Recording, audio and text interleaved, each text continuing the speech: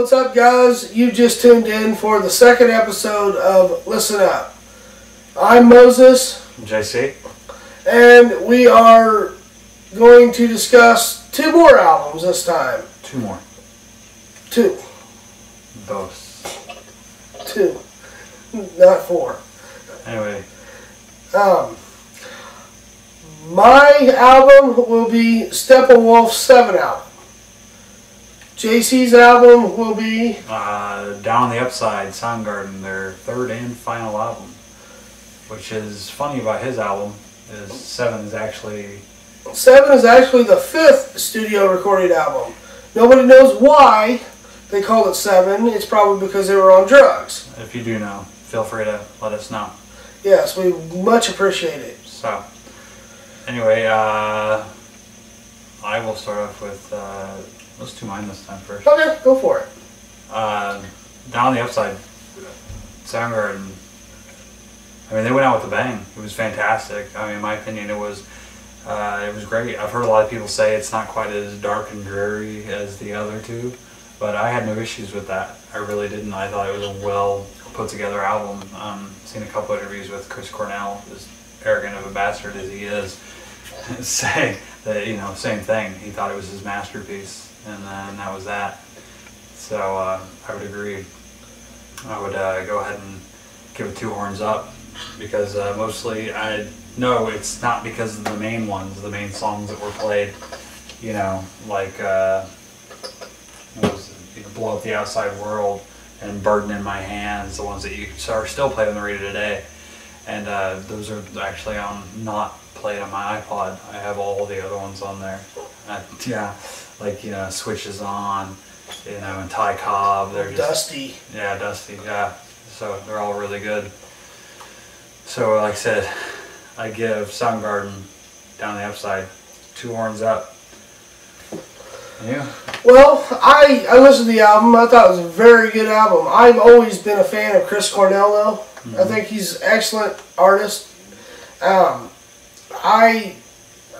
album was pretty dark. I mean, not dark. It was Pink Floyd-ish. Yeah. As you kind of put it before. Yeah. Pink Floyd-ish, yeah. Yeah, it was Pink Floyd-ish, yet it was bluesy, yet it was modern. It was really well put together. They, like you said, they went out with a bang, a smash hit. Of its own. Do what? A breed of its own. Yes, definitely. So, okay. But I would give it 2 thumbs. I'll give it 2 horns up. We're doing thumbs now. Go ahead. I'll give it 2 horns up. It was a really good album. I enjoyed it.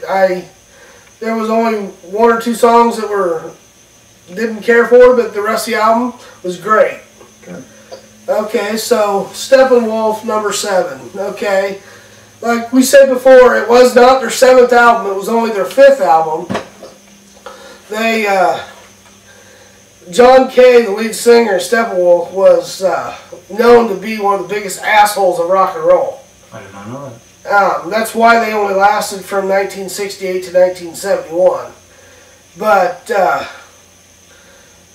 number 7 was one of their best albums, I think. It had the song "Snowblind Friend," which was in a lot of movies that deal with anything to do with drugs or anything, because it was about a guy that went nuts on cocaine. But it was very, very 60s. It was very, very drug influenced. It was pretty much the first psychedelic. Peace and love, man.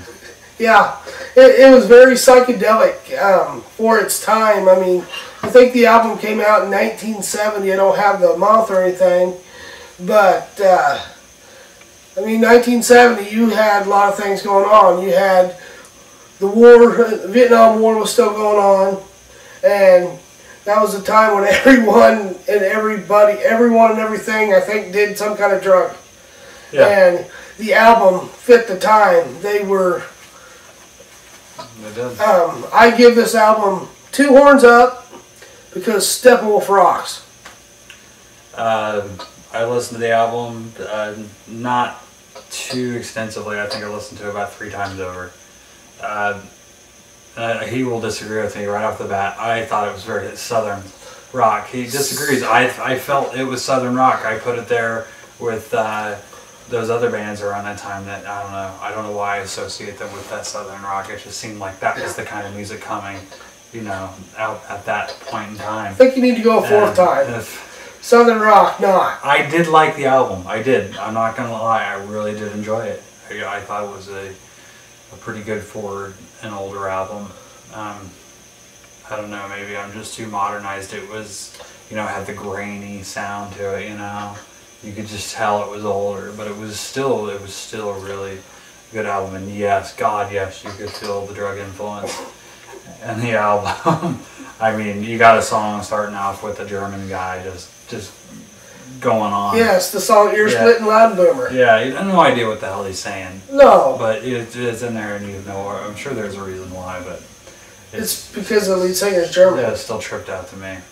So yeah, just for the quality, even though we don't agree of the type of style of rock and roll it is, I'll still go ahead and I'll give it 2 horns up because I really did like it, and I will keep it on my iPod.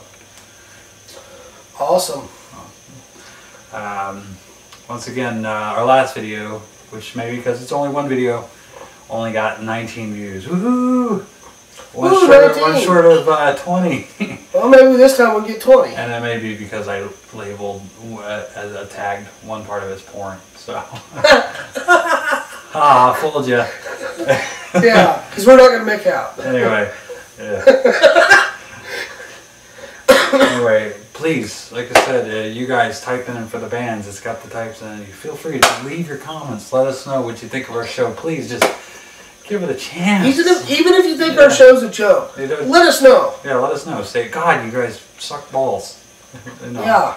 We want to know because we always up for improvement and trying to make this the best kind of show we can. I mean, at least come and look at the poster. We got Led Zeppelin for crying out loud. This is an original. Yes, this is a 1977 Madison Square Garden concert poster. This is a replica. This is actual thing here. This is the real deal.